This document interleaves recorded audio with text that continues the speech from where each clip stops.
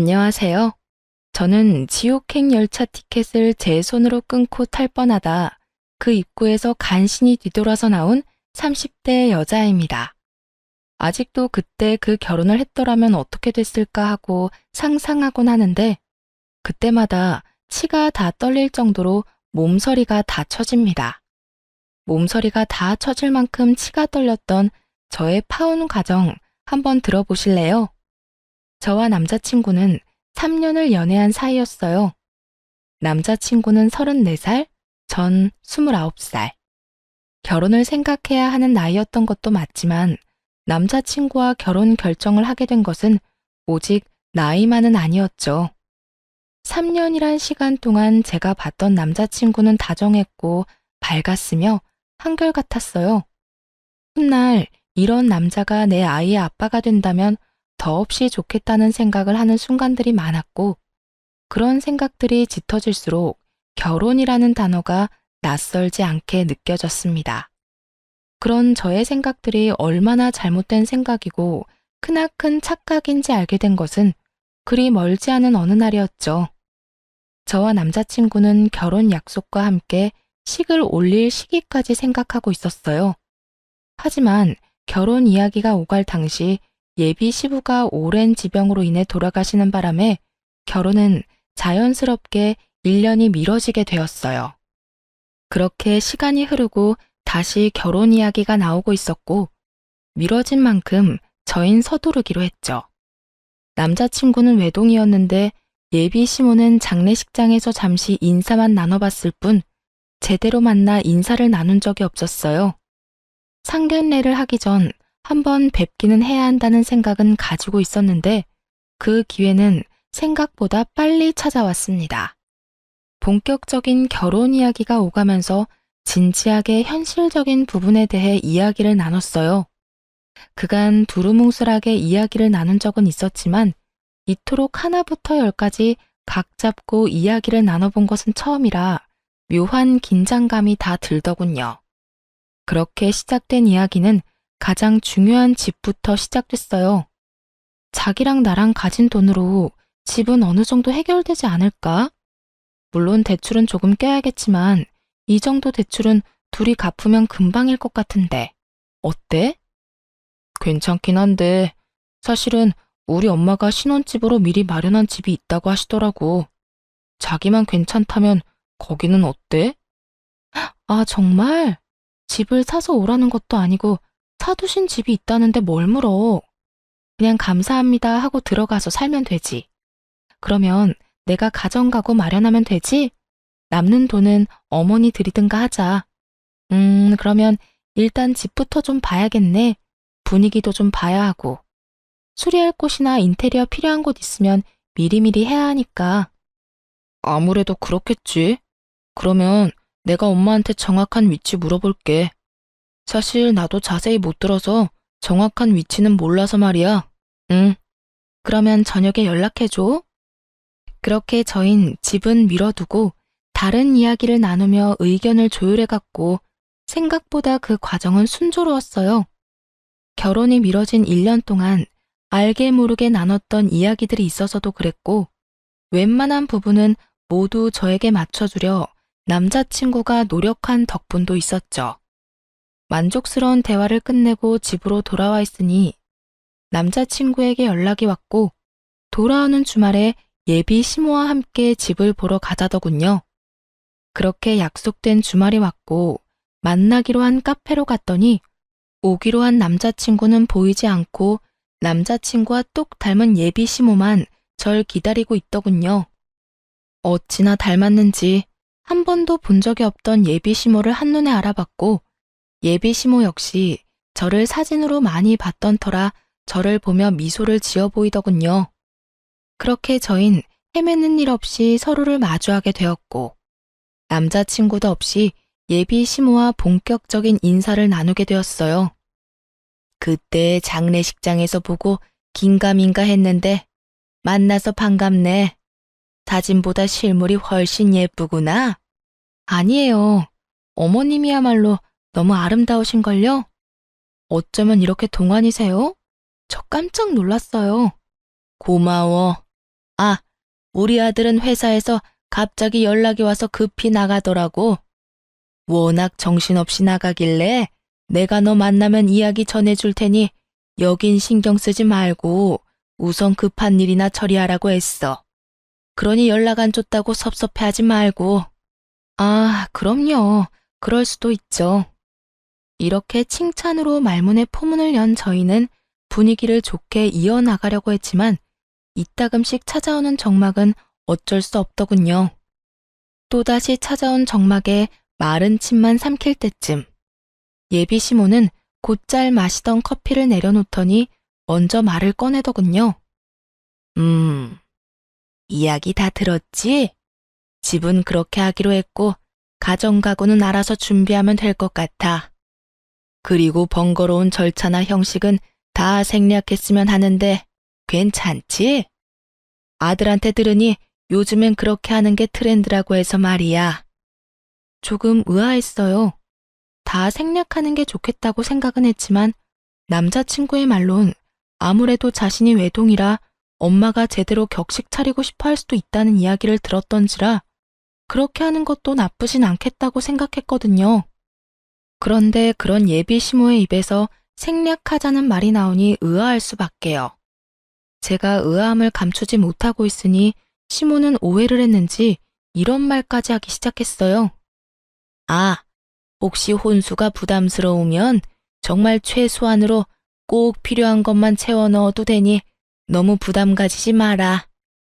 살면서 필요한 게 있다 싶으면 내가 채워줄 테니. 아니에요. 저도 그간 모은 돈이 있어서 그 정도는 충분히 할 수 있어요. 마음만으로도 감사해요. 전 손사래까지 치며 아니라고 했고 예비 시모는 그런 저를 보며 인자한 미소를 보였어요. 그 후로도 많은 대화를 나눴고 전 생각보다는 예비 시모가 괜찮은 분 같다는 생각을 하며 신혼집으로 향하게 되었죠. 그런데 신혼집에 가까워지면 질수록 참 이상하더군요. 분명 남자친구와 제가 살게 될 신혼집으로 간다고 들었는데 예비 시모의 차는 남자친구의 집을 향해 달리고 있었으니까요. 이윽고 예비 시모의 차가 멈춰선 곳은 다름 아닌 익숙한 아파트의 지하 주차장이었어요. 제가 매번 남자친구를 기다렸던 아파트 입구였죠. 3,000세대가 넘는 아파트였는데 심지어 그 집과 같은 동에 살게 된다는 걸 깨달았을 땐 이게 무슨 상황인가 싶더군요. 일단 전 아무 말도 하지 않고 엘리베이터에 몸을 실었고 엘리베이터가 같은 층에 멈춰섰을 땐 당혹스러움을 감출 길이 없었습니다. 그런 제 표정을 본 시모는 걱정하지 말라는 말과 함께 이렇게 말하더라고요. 아, 무슨 생각하는 줄 알겠는데 같이 사는 건 아니니까 그런 걱정은 하지 마렴. 이렇게 말한 시모가 빙그르 웃으며 바로 옆집의 문을 여는데 솔직히 지금 뭐 하자는 건가 싶더라고요. 이건 거의 같은 집에 산다고 봐야 무방하지 않을까요? 같은 아파트, 같은 동인 것도 모자라 옆집이라는 사실을 정말 남자친구가 몰랐을까 하는 생각과 함께 이 난관을 어떻게 헤쳐나가야 하나 당황스럽기만 했죠. 사실 혼자 되신 지 1년밖에 되지 않는 예비 시모를 생각해 신혼집은 되도록이면 예비 시댁에서 가까운 곳에 마련하는 것도 괜찮겠다는 생각은 했었거든요. 하지만 그건 어디까지나 가까운 곳이지 이렇게 같이 살다시피 하는 곳은 전혀 아니었어요. 그렇게 정신을 차려보니 집 아니었고 도저히 표정 관리가 되지 않았던 저는 일단 화장실에 도망치다시피 들어와 버렸어요. 거울을 보니 제 표정이 정말 가관이더군요. 그 순간 배에서 익숙한 고통이 느껴지며 직감적으로 한 달에 한 번 걸리는 마법의 날이 시작됨을 알게 되었어요. 하필 가방은 거실에 두었고 얼른 가방에 넣어둔 위생용품을 찾기 위해 조용히 화장실 문을 열고 나갔죠. 거실 쪽 베란다에서 창밖을 바라보며 예비 시모가 통화를 하고 있더군요. 중요한 전화라 굳이 베란다에서 통화하나 보다 싶어 조용히 가방만 꺼내가려고 했는데 그 순간 아들이라는 단어를 듣고 저도 모르게 귀를 쫑긋 세우고 말았어요. 아들, 그렇지 않아도 집 보여주고 있어. 반응? 어쩌기는 뭘 어때? 내 생각대로 입이 찢어지게 좋아하고 있어. 뭐, 집도 넓고 좋으니 자기가 안 좋아하고 배겨? 아파트 단지로 들어서고 난 후 입이 찢어지게 좋아하기는커녕 미소 한 번 보인 적이 없었는데 어떤 모습을 보고 저딴 이야기를 전하는지 모르겠더군요. 그 이야기만으로도 충분히 어이가 없는데 더 어이없는 말들이 제 귀에 들리기 시작했어요. 애까지 게 시댁 옆이라고 싫어하면 어쩔 거야? 너희 결혼한다고 진작 소문 다 나지 않았니? 그래, 그러니까. 그렇게 소문 다 난 마당에 파혼이라도 해봐라. 누구 손해일 것 같아? 남자는 아무 문제 없어도 여자는 그렇지도 않아. 온갖 추잡한 소문은 다 끌어안고 살아야 할 텐데 자기가 결혼 안 하고 배기겠어? 아우, 그리고 아들, 넌 도대체 눈이 어디 달린 거니? 여자 보는 안목 좀 키울 순 없어? 이 엄마는 얼굴 보고 깜짝 놀랐다. 명색에 우리 집 며느리 된다는 애 꼴이 그게 뭐야 도대체? 생긴 거는 꼭 여우처럼 생겨서는 입고 온 옷, 손에 쥔 가방, 신고 있는 신발까지 뭐 하나 제대로 된 것이 없던데? 걔 어느 정도 사는 집 애는 맞아. 그런데 왜 그렇게 후줄근하게 다녀? 엄마 창피해서 혼났어. 놀라움의 연속이었지만 이 정도에서 끝이 났다면 제가 이곳에 사연을 보내는 일은 없었겠죠. 네, 예비 시모의 말은 이것이 끝이 아니었어요. 입이 제대로 풀린 시모는 가쁜 숨을 고르더니 또다시 한바탕 쏟아내기 시작하더군요. 네가 좋다고 하니 일단 결혼은 허락하는데 1, 2년 여기서 살다가 합가하겠다고 한 약속이 있지 마라. 그때 되면 내가 무슨 이유를 갖다 붙여서라도 합가시킬 거니. 저의 꼴을 보아하니 훗날 태어날 우리 손주 교육이나 제대로 시키겠나 싶어서 그래. 그것뿐이겠니? 우리 손주도 자기처럼 없어 보이게 입히고 키울 거 아니야. 내가 그 꼴을 어떻게 보니? 그러니 너도 그런 줄 알고 그때 가서 군말할 생각도 하지 마. 일단 네 말대로 맨몸으로 와도 아무 상관없다는 식으로 말도 흘렸고 분위기도 좋게 만들어놨으니 결혼해서 저 물건 꽉 잡고 산다는 약속이나 지켜. 아, 그리고 내가 어떤 시집살이를 시키든 상관하지 않겠다는 약속도 잊지 마려무나. 그 약속 믿고 결혼 허락한 거니까. 휘몰아치는 말들을 들으며 전 어찌해야 할 바를 몰랐고 정신을 차려보니 예비 시모와 헤어지고 저의 집 제 방이더군요. 전 이해가 되지 않았어요. 제가 무슨 잘못을 했다고 저를 그리 미워하는 건지. 아니, 애초에 장례식장에서의 그 짧은 만남을 제외하곤 인사한 건 오늘이 처음이었는데 제 모든 것이 싫다고 할 만큼 미움받을 틈이 있었나 싶더군요. 전 곱씹고 또 곱씹어도 저에겐 어떤 잘못도 없었고 생각하고 또 생각해도 이건 아니라는 생각이 강하게 들었어요. 그렇게 한참을 생각에 잠겨 있는데 엄마가 조심스럽게 제 방으로 들어오더라고요. 걱정이 가득한 표정의 엄마. 당연했어요. 집을 보고 오겠다며 신나서 나간 딸이 넋이 나간 것도 모자라 잔뜩 굳은 표정으로 돌아왔으니 말이에요. 딸, 오늘 집 보고 온다더니 무슨 일이 있었던 거야? 아무리 남자친구와 제가 하는 파혼이라 할지라도 혼자 할 결정은 아니라는 생각이 들었던 저는 제가 듣고 본 모든 사실을 엄마에게 말해주었고 제 말을 다 들은 엄마는 격분하기 시작했어요. 아니 뭐 그런 집구석이 다 있어? 어떻게 된 집구석이면 결혼을 하기도 전에 남의 집 귀한 딸을 합가시킬 계획까지 세우고 있냐고. 뭐? 시집살이? 자기가 뭔데 내 딸한테 시집살이를 시켜? 그니깐 나도 깜짝 놀랐어. 카페에서 이야기 나눌 때까지만 해도 전혀 그런 사람이 아니었거든? 그런데 남자친구랑 통화하면서 그런 말을 하는데 순간적이지만 같은 사람이 맞나 하는 생각까지 들었어. 그 애미의 그 아들이란 말이 이런 경우에 쓰는 말인가 보다. 자기 엄마가 그런 생각을 하면 뜯어말릴 생각을 해야지.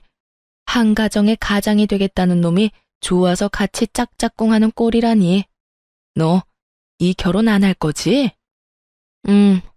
아무리 생각해도 아닌 것 같아. 그래, 이혼보단 파혼이야. 요즘 세상의 파혼은 흠도 아니야. 동거하다 찢어지는 사람들도 수두룩인 세상에 파혼이 무슨 흠이나 되겠어? 알고 있어. 그런 걱정은 하지도 않았고. 그래. 아휴, 파혼할 때 하더라도 상견례 자리는 마련해.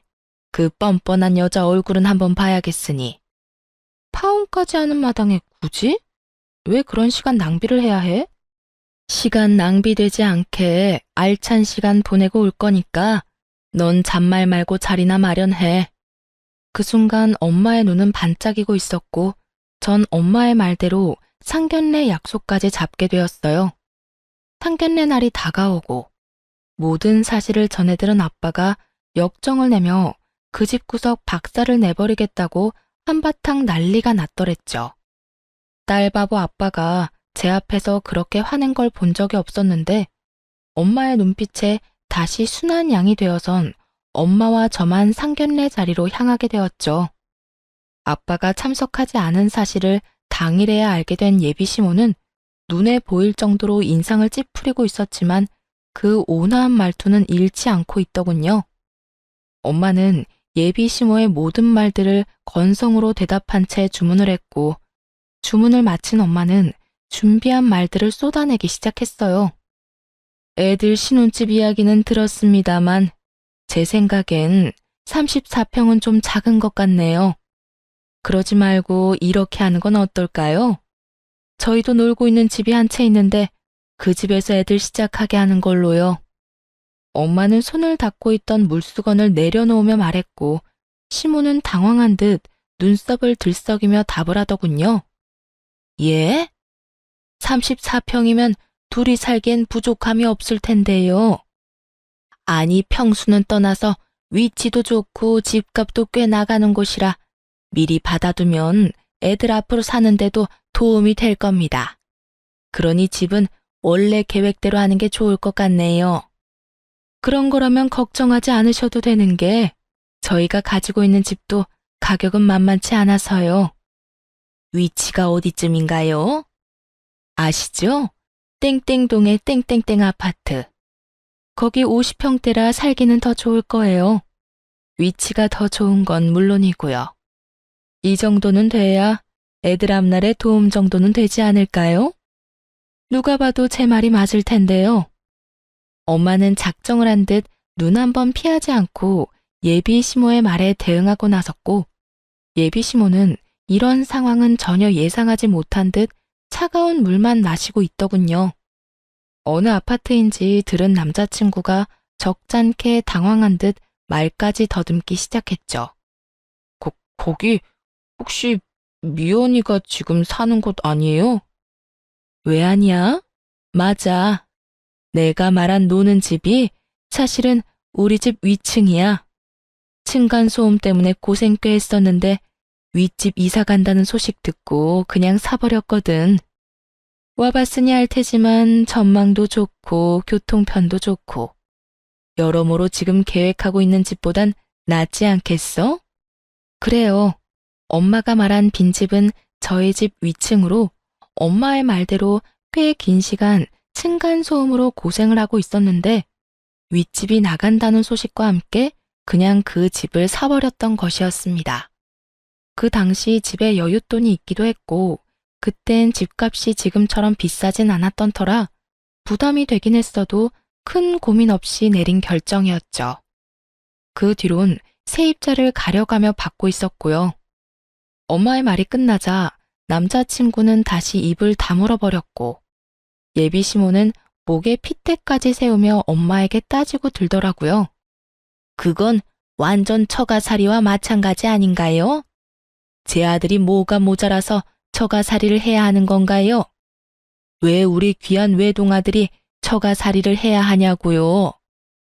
목에 핏대까지 세우며 노발대발하는 예비 시모와는 달리 엄마는 무서울 정도로 평정심을 유지하며 말을 했어요.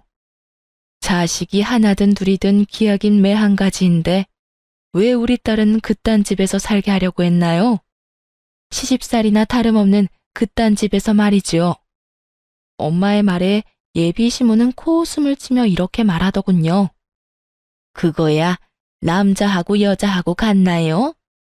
여자는 시집 오면 죽어서도 시댁 귀신인데 당연히 시댁 가까이 있어야 하는 거 아닌가요? 그리고 양가 부모님 다 계시는 그쪽 상황과는 달리 전 작년에 애 아빠도 떠나보내고 저 혼잔데 그 정도 욕심 정도는 좋게 봐주실 수도 있잖아요. 예비 시모는 말이 끝나자 남자친구는 머리를 긁적이며 자기 엄마 편을 들고 나서더라고요. 그래요, 장모님. 아버지 돌아가신 지도 얼마 안 돼서 한동안은 제가 가까이에서 지내고 싶어요. 그러니 조금만 이해 부탁드립니다. 제가 장모님 소중한 딸 귀히 여기고 아끼며 잘 살겠습니다. 귀히 여긴다는 말을 듣고 있는데 저도 모르게 피식 웃음이 터져나오고 말았어요. 귀히 여겨? 한동안? 너는 한동안이 한평생이야? 1, 2년만 살다가 너희 집으로 합가할 거란 말은 왜 쏙 빼? 내가 싫든 좋든 무조건 합가할 계획까지 다 세웠잖아. 그게 무슨 말이야? 합가라니. 그런 계획은 세운 적도 없고 생각해 본 적도 없어. 뻔히 다 알고 있는데 절대 아니라고 발뺌을 해대는 남자친구를 향해 무서운 표정을 한 엄마가 또박또박 큰 소리로 말했어요. 절대 아니라고 하니 우리가 말하는 집에 들어와서 살아도 상관없지. 사돈 될 집이나 남편 될 놈이나 하고 있는 꼴을 보니 내가 안 되겠다 싶어서 그래.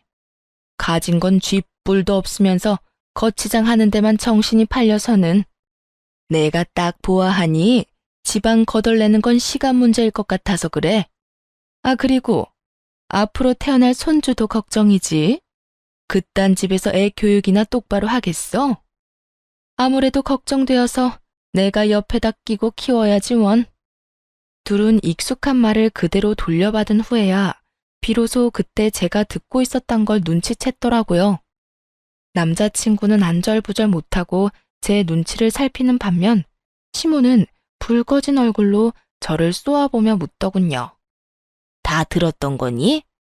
네, 공교롭게도 다 들어버렸네요. 시집살이를 호되게 시킨다는 말까지 다 들어버렸는데 어쩌죠?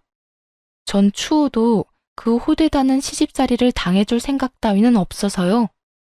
이 음흉한 년, 어디서 보고 배운 것 없이 남의 통 하나 엿들어?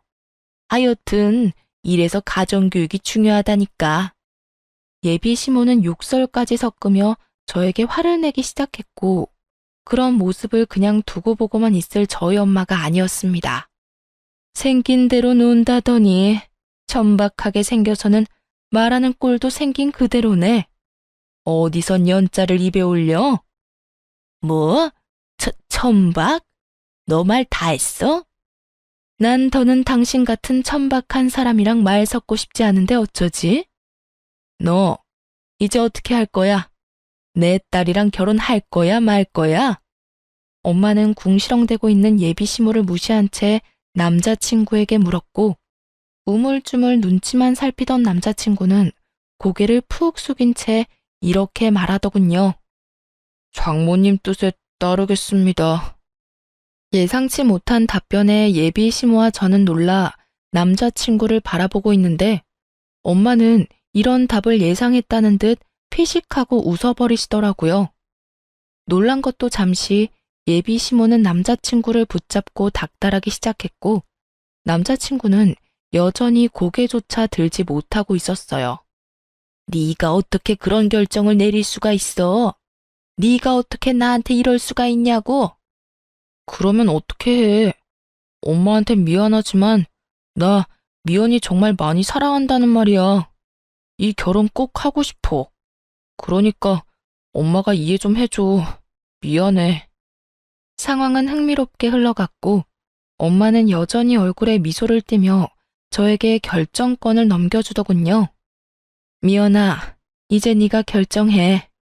네 남자친구는 자기 엄마를 등지는 한이 있어도 너랑 결혼은 하겠다는데 넌 어떻게 하고 싶어? 그제야 엄마의 알찬 시간을 보내게 해주겠다는 말이 이해가 되며 제 얼굴에도 미소가 걸리더군요. 전 엄마와 마찬가지로 얼굴에 미소를 띠며 주저없이 대답했어요. 파혼하고 싶어. 난 저 인간이랑 결혼할 생각 전혀 없어. 내가 미쳤어? 지옥길이 분명한데. 알면서도 발을 담그게? 진심이었습니다. 그 당시 두 얼굴을 가진 예비 시모도 싫었지만 사실 제일 괘씸한 건 남자친구였거든요. 모든 사실을 알고도 나를 속이고 결혼하려던 남자친구는 도저히 용서도 되지 않을 뿐더러 한 번 한 거짓말이 두 번, 세 번은 못하겠냐고요. 시집살이 시키려는 시모와 온갖 거짓말로 엄마 편만 들여는 남편의 모습이 뻔히 그려지는데 제 앞날을 알고도 파혼을 선택하지 않을 이유는 없더라고요. 자기야, 파혼이라니. 우리 3년이나 만났어. 그런데 이제 와서 이런 일로 무슨 파혼이야? 내가 자기 뜻대로 다 한다니까. 그러니까 제발 마음 한 번만 돌려줘. 야, 돌리긴 뭘 돌려? 이딴 년 나도 싫다. 감히 어디서 네가 뭔데 내 아들한테 파혼을 운운해? 내가 뭐긴 뭐예요? 이 파혼의 당사자죠. 그러니까 아줌마보단 내가 파혼을 입에 올리는 게 좀 더 당연한 일이 아닐까요? 그리고 아줌마, 나도 싫어요.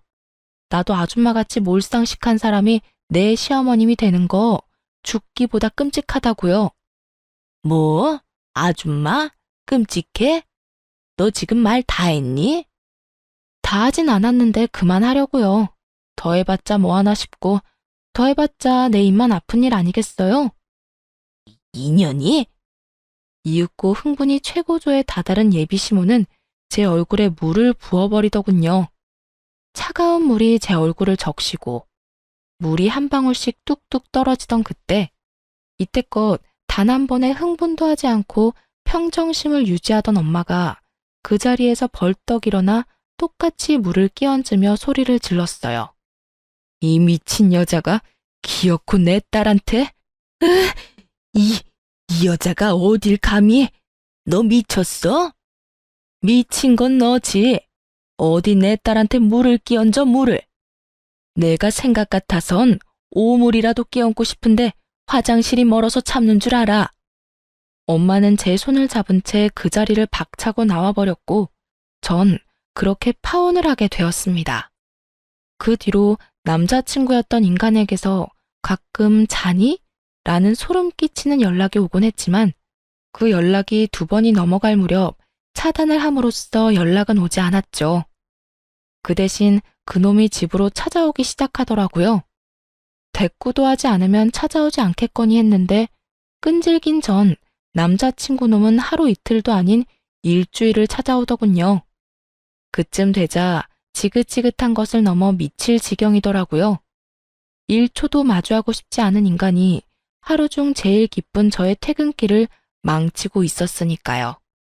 일주일을 넘기던 날, 전 이대로는 안 된다는 생각이 들었고, 제 팔을 붙잡고 매달리는 전 남자친구를 마지막으로 상대해 주기로 결심했죠. 할 말 있으면 빨리 해. 나 피곤하니까. 미연아, 드디어 내가 보이는 거야? 나한테 다시 기회 주는 거야? 기회를 주는 게 아니라 다신 찾아오지 말라고 마지막으로 들어주는 거야. 그러니 할 말 있으면 빨리 해. 미연아, 우리 정말 이렇게 헤어질 거야? 정말 이대로 끝낼 거야? 그러니까 제발 찾아오지 마. 부탁이야. 그 순간 갑자기 무릎까지 꿇고 애걸복걸하며 지저분하게 굴더라고요. 그래서 저는 당장 그 사람 엄마에게 전화를 걸었어요. 어머, 네가 웬일이니? 나한테 전화를 다 하고. 행여나 잘못했다고 빌 생각이면 하지 말거라. 네가 이제 와서 울고불고 빈다 해도 난 너 받아줄 생각 없다. 저도 그럴 생각은 없고요. 얼른 와서 그 잘난 아들 좀 데리고 가세요. 어딘지는 알죠? 일주일을 넘게 와서 무릎까지 꿇고 울고불고 비는데 정말 미칠 지경이라고요.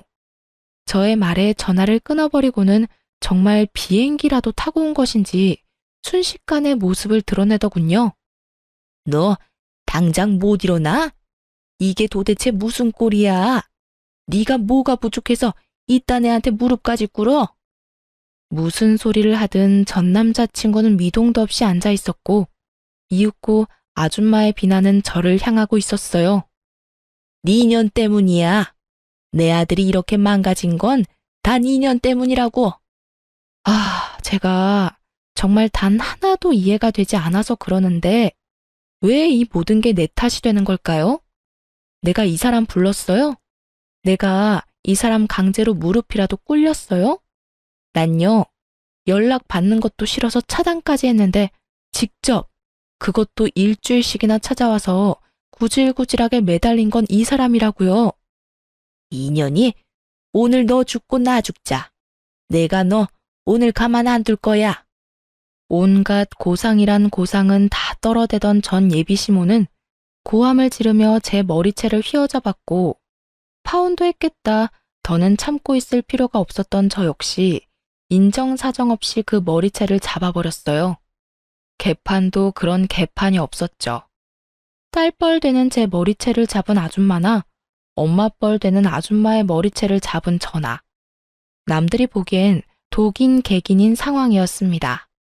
몸으로 번져버린 저희의 싸움에 전 남자친구가 일어나 말려봤지만 흥분한 두 여자를 뜯어내기엔 역부족이었고 계속된 싸움에 결국 집에 있던 엄마까지 뛰어나오게 되었어요. 엄마의 목소리가 들리자 저는 그 아줌마의 손을 확 꺾어버리며 바닥으로 밀쳐버렸어요. 그 순간 엄마가 고이 들고 온 양동이를 두 사람에게 붓고는 이렇게 말했어요. 내가 경고했지? 오물을 뿌리고 싶은 걸 겨우 참고 있었다고. 그 양동이는 저희 집 강아지가 싼 소변 패드를 푹 담아놓은 오물이었어요. 엄마는 결국 바라던 대로 오물을 두 사람에게 끼얹어 버렸고 오물을 뒤집어 쓰게 된 두 사람은 고함을 지르더군요. 이게 뭐야? 엄마, 이거 오줌 찌른 내 아니야? 왜 아니야? 이 여자가 진짜 미쳤나? 왜 사람한테 오줌물을 뿌려? 두 사람의 표정과는 상반되게 엄마는 승리에 취한 표정을 짓고 있었고 제 손을 꽉 잡으며 이렇게 말하더군요. 그러게, 왜 찾아와서 이 난리야? 내 딸이 싫다는 말 못 들었어? 내 딸이 우스워? 네 딸이 얼마나 질질 흘리고 다녔으면 내 아들이 이랬겠어. 앞으로 딸 관리 좀 잘하란 말이야. 이런 일 없게. 이 무슨 억지스러운 말인지 모르겠더군요. 투명인간 취급을 해도 찾아와서 귀찮게 군 인간이 누군데 저딴 말을 짓거리는 건지. 입으로 나온다고 해서 다 말이 아니란 걸 그날 처음 알았지 뭐예요? 더불어 사람 입에서도 개소리를 할 수 있다는 사실도요. 엄마는 코웃음을 치며 말했습니다. 까고 있네 정말. 내가 웬만하면 상스러운 말 쓰기 싫어서 참고 또 참았는데 너 같은 건 욕 없인 대화가 안 되겠네. 야, 이 미친년아, 정신 차려. 내 딸이 흘린 게 아니라 네 아들이 내 딸 못 잊어서 미쳐 날뛰는 거야. 알겠어? 그러니까 네 아들 다리 몽둥이를 꺾어버리든 누나를 뽑아버리든 그건 알아서 하고 불구를 만들어서라도 우리 눈앞에 보이지 않게 해. 다시 한번 내 딸 앞에 얼씬거리는 날엔 경찰에 신고할 테니 그런 줄 알아. 엄마는 욕이라고 모르는 사람인 줄 알았는데 생각보다 엄마의 욕은 화려했고 경고는 강했어요. 그 이후 그 인간들의 소식은 들을 수도 없었으니까요. 그렇게 5년이란 시간이 흘렀어요. 그동안 저는 좋은 사람을 만나 결혼도 하고 이제 300일이 되어가는 딸을 키우며 그 누구보다 행복하게 살아가고 있었어요. 그런데 얼마 전 딸이 감기에 걸려 동네 인기 있는 소아과에 딸과 함께 방문하게 되었어요. 진료를 기다리며 딸을 보고 있는데 소아과 문이 열리더니 익숙한 두 사람이 들어오더군요. 네, 맞습니다. 익숙한 두 사람은 5년 전 시모가 될 뻔했던 여자와 남편이 될 뻔했던 남자였어요. 두 사람은 100일이 갓 넘어 보이는 아기와 함께였는데 표정이 좋아 보이진 않더라고요. 사실 지금의 남편과 결혼할 때 딱 한 가지 고민이 있었어요. 그 사람이 신혼집으로 본인이 살던 집에서 시작하자고 말했는데 하필이면 예전 제 시댁이 될 뻔했던 집과 정말 가까웠거든요. 하지만 설마 마주칠까 하는 마음이 있기도 했고 마주친다 한들 이미 끝난 사이인데 무슨 상관이냐 싶어 고민 끝에 그냥 살기로 한 것이었는데 다른 곳도 아닌 소아과에서 마주칠 줄은 꿈에도 몰랐던 거죠. 두 사람은 저를 발견하지 못한 듯 서로에게 언성을 높이며 대화를 하고 있더라고요. 이게 뭐야? 일도 제대로 못하고. 이게 다 엄마 때문이야. 이게 왜 또 내 탓이야? 엄마 말처럼 멍청한 애 찾아서 결혼했으면 잘해주기라도 했어야지. 설득하는 것도 아니고 강제로. 그것도 애 낳자마자 합가라니 나 같아도 싫겠다고. 거기에다 출산한다고 몸도 성치 않는 사람 그렇게 쥐잡듯이 잡으니 걔가 안 도망가고 버텨? 나라고 그럴 줄 알았겠니? 애도 낳았겠다. 애 위해서라도 참고 살 줄 알았더니 그리고 말은 바로 해라. 멍청하기는. 멍청한 애가 이혼할 때 위자료를 그렇게나 뜯어간다니? 애도 딱 주고 가는 거 봐. 보통 내기가 아니라고. 넌 어떻게 그딴 애를 데리고 와서는 아휴, 너 때문에 이 나이에 이게 무슨 고생이야? 누구 탓을 하는 거야 지금? 좋은 베이비시터 구하면 뭐하냐고. 들어오는 족족 엄마가 구박을 그리 해대는데 누가 버텨? 이제 소문 쫙 나서 웬만큼 돈 올려준다고 해도 안 온다고 하더라. 어떻게 할 거야? 이야기를 들어보니 어디서 머릿속이 새하얀 여자를 낳까 결혼도 하고 아기까지 낳았지만 아기를 출산함과 동시에 애까지 낳았는데 자기가 어쩌겠냐는 무지한 생각을 했던 아줌마가 예전 저에게 하려고 한 것처럼 합가를 반강제로 밀어붙인 거였죠.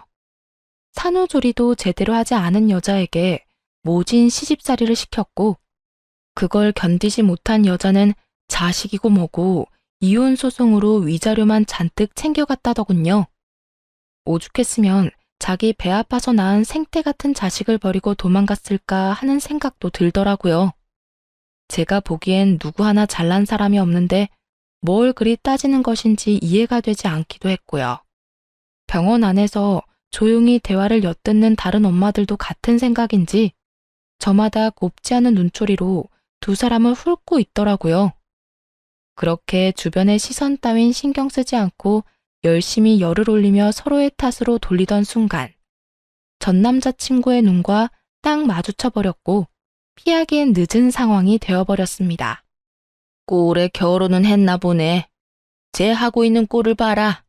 너 그때 엄마 버리고 쟤하고 결혼해서 봐라. 네가 지금 어떤 꼴로 살고 있을지 안 봐도 뻔해. 예전엔 저 정도는 아니었는데 좀 그렇긴 하네. 그땐 네 눈에 콩깍지가 씌었었고 거봐, 엄마 말 듣기 잘했지? 꼴값이지도 않더라고요. 자식 아파 소아과 가는데 집에 있는 비싼 옷 갖춰 입고 가는 게 더 웃긴 거 아닌가요? 그리고 저요, 꼴이라고 불릴 만큼 허름한 행색도 아니었어요. 그저 이름난 브랜드 옷이 아닌 예전부터 그러했듯 품질 좋고 가격도 착한 그런 옷을 입고 있었어요. 보기에 싸구려 같은 옷도 아니었고요. 거기에다 상견례를 할 당시 꼴 같지도 않게 온몸에 명품을 휘두르며 자랑질하던 그쪽 집보다 낭비하지 않고 지내는 저희 집이 재산으로 보나 뭐로 보나 잘 산다는 것을 알았을 텐데 누가 누구 보고 꼴을 운운하는 것인지 이해가 되지 않더라고요. 또 한편으로는 참 여전하다는 생각도 들었고요. 아무것도 묻지도 따지지도 않고 저를 미워하던 늙은 여자나 그런 엄마도 부모라고 좋다고 쿵짝 맞춰주던 저놈이나 말이에요.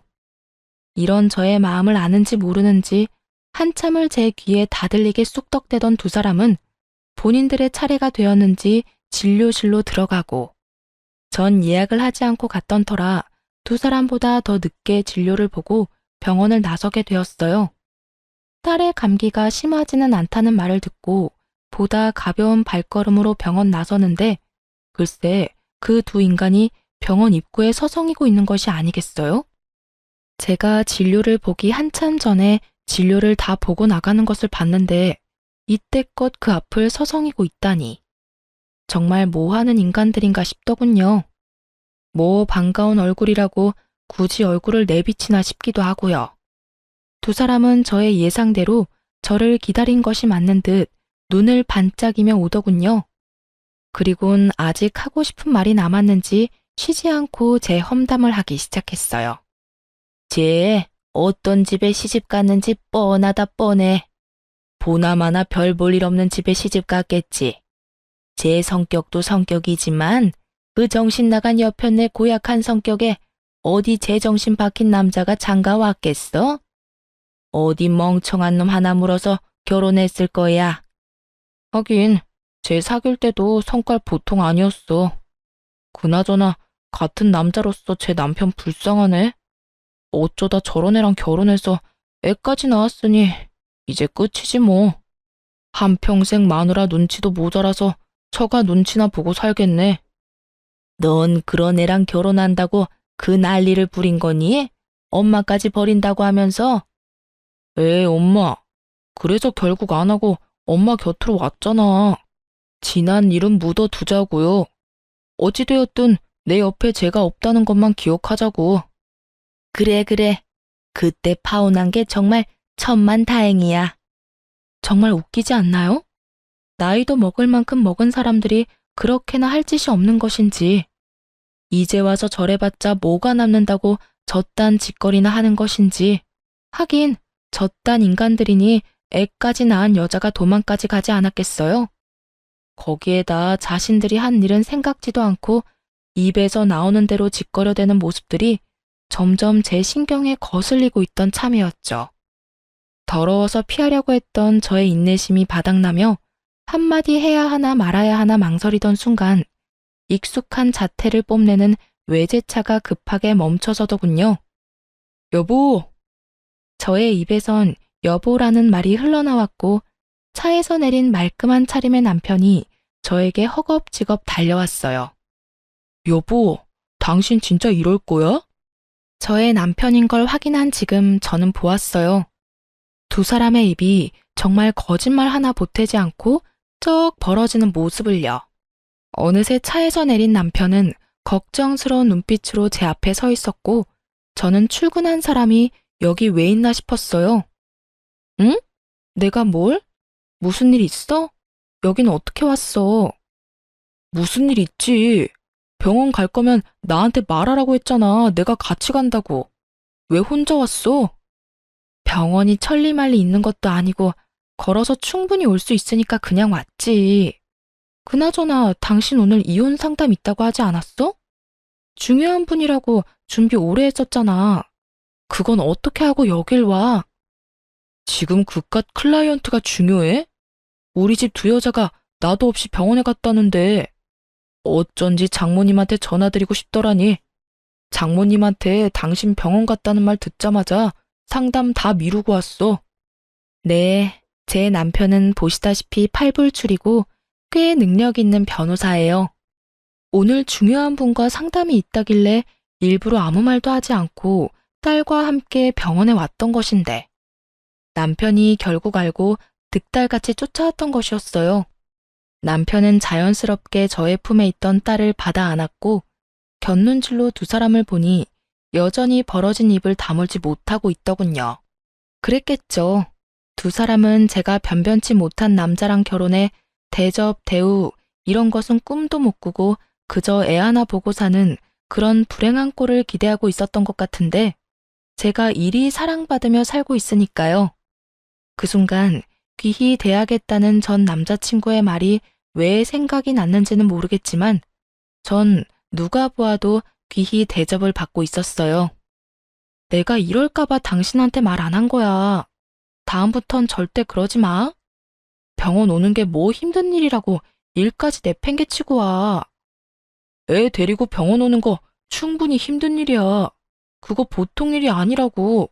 그러니까 내가 일도 내팽개치고 이렇게 달려오는 거 싫으면 다음부턴 미리미리 말해줘. 10분 전이라도 되니까 미리 말만 해. 괜히 혼자 애 데리고 고생하지 말고. 당신 출산하고 손목도 안 좋잖아. 그래서 걱정이 너무 돼서 그래. 남편은 제 손을 잡고 흔들며 애교를 부렸고 전 하는 수 없이 웃고야 말았죠. 제가 웃으니 남편도 방긋 웃어 보였고 저에게 이제 차에 타라는 듯 자연스럽게 뒷문을 열어주었어요. 전 누구보다 자연스럽게 그 차에 쏙 타버렸고요. 그 순간 두 사람의 표정이 어땠는 줄 아세요? 믿을 수 없다는 눈빛과 함께 절망적인 표정을 짓고 있더라고요. 품에 안은 아기는 쉴 새 없이 울고 있었고요. 그 순간 제 마음에 통쾌함이 가득했다면 제 심보가 너무 고약한 걸까요? 남들 생각이 어떻든 전 그 순간 참 통쾌했어요.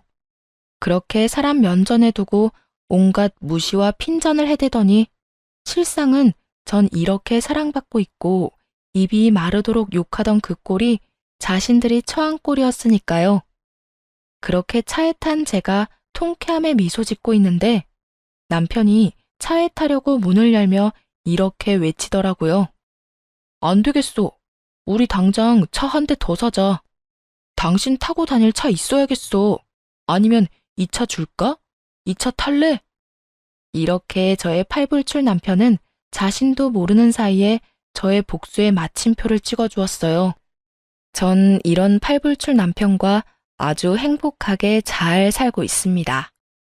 남편은 앞서 말했듯이 저에게 다정하고 혹여나 제 손에 가시라도 박히는 날엔 저보다 더 아파해주는 그런 남자예요. 이런 남편이 무엇보다 좋았던 것이 있었는데요. 그건 바로 부모님을 존경한다는 것이었어요.